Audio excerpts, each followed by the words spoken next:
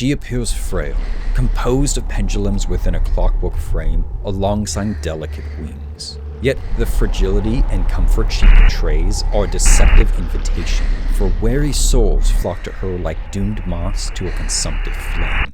Clementine is an Awakener in the game, Morimens, and this is her overview.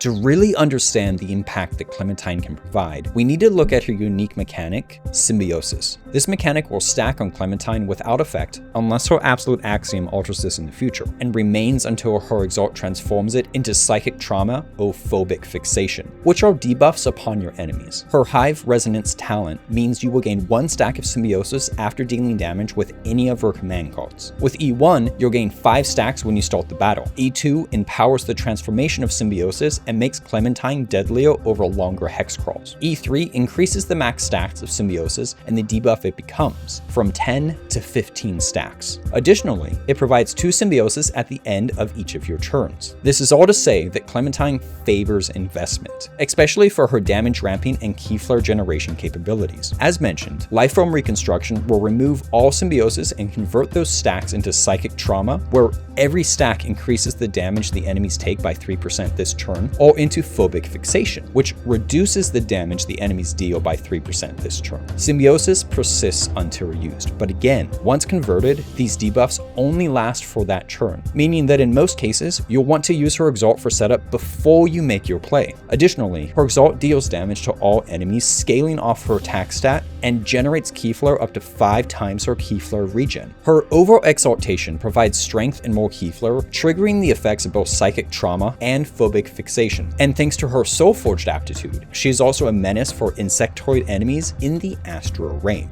Clem's Rouse, Call of Shagai, adds 2 additional triggers to almost all of her card effects, so long as it is the first card she has played this turn. Soul Salve is the exception, as the healing is tripled, but the madness removal and temp strength reduction is not.